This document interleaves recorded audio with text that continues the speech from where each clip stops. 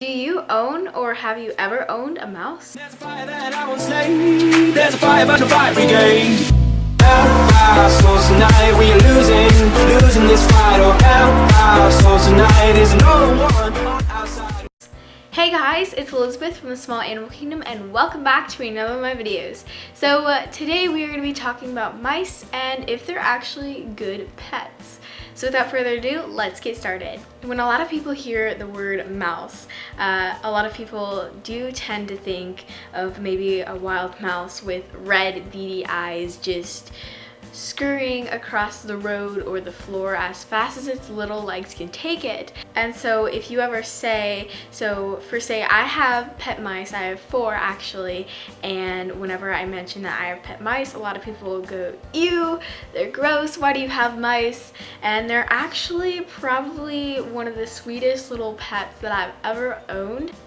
But what a lot of people don't know is that the pet mouse is actually a lot different than the wild mouse, other than the red beady eyes occasionally, because there are of course mice out there who do have red beady eyes, or red eyes.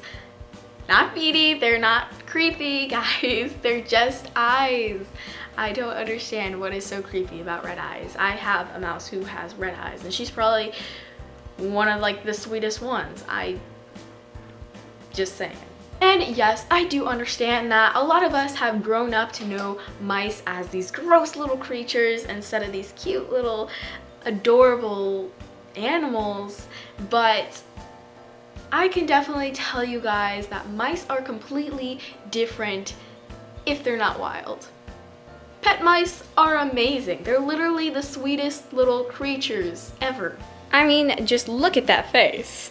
And even if they have red eyes, they're still cute. And I think if you cannot stand an animal with red eyes, you really need to, I don't know, think about it, because if you cannot stand for, say, like if a mouse had red eyes, like I have a mouse that has red eyes, you can't just, pick them out because of their looks, because as we've all known, what's on the inside counts and not what the outside is.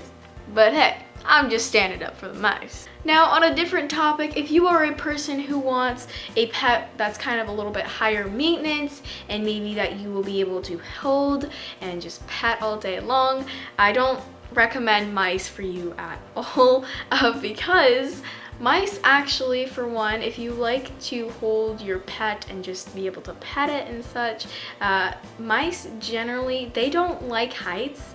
They're actually afraid of heights and therefore they do not like to be held at all. And I kind of set a bad example for you guys holding Licorice, one of my mice, for you guys to see, but that was only for a short length of time, so it wasn't causing her too much stress. On that note, I barely ever hold my mice except for when I'm weighing them to make sure that they are still healthy and doing, of course, their weekly health checks as well, just as I do for pretty much all of my animals, except for some of them I hold more than others, of course.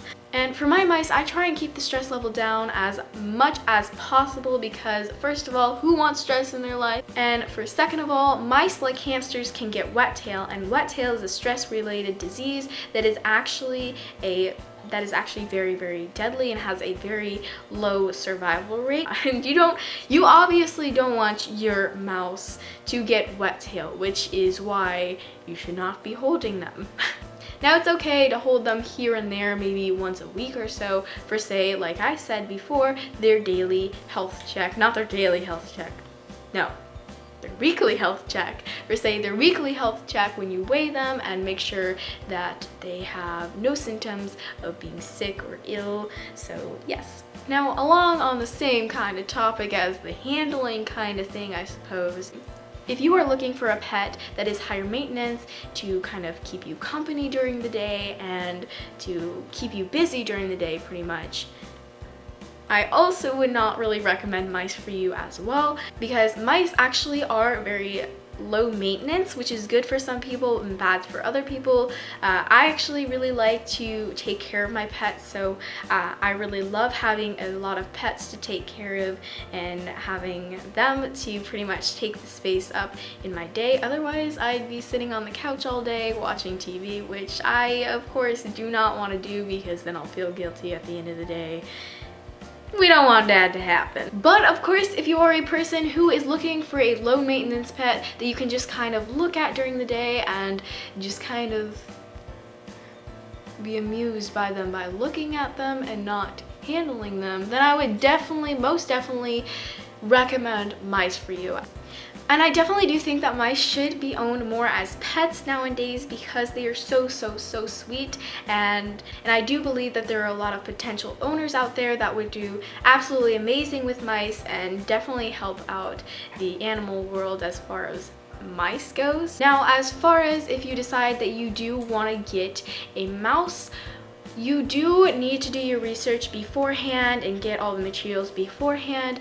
I would suggest you do it, research, and then get materials and then get the mouse, because if you buy the materials first and then research, what can happen is that you will most likely end up buying a very small store-bought cage, and then maybe a week or a couple of days later you'll find out that that was too small and you wasted your money.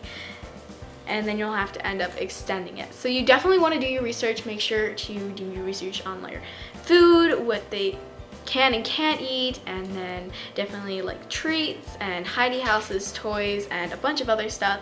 And definitely do your research. Just do your research. I can't stress it enough. There's a lot of people out there who do not do their research. And what is actually really surprising is that the majority that I find who don't do their research are adults, and that is really kind of like scary to me, kind of almost, because adults are the majority of people who definitely give or get animals, I think, because they give them to their children or they have them as family pets, but they don't do their research most of the time, which definitely does kind of bother me because it does set a very bad example for their children, and it kind of doesn't really make it all that easier for us, the people who are trying to get the information out there, but we can't reach you unless you do your research.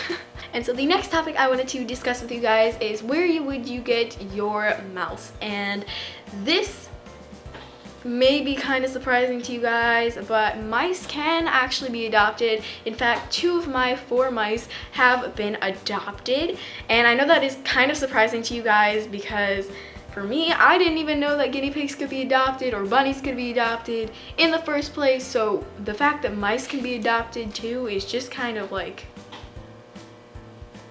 who knew? And so the fact that you can actually adopt mice in some cases is actually really surprising.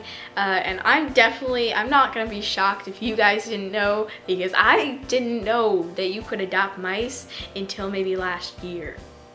But anyways, I hope you guys enjoyed the video. Make sure to comment, rate, subscribe, like, and request videos just like always. And I shall see you guys in my next video. Bye!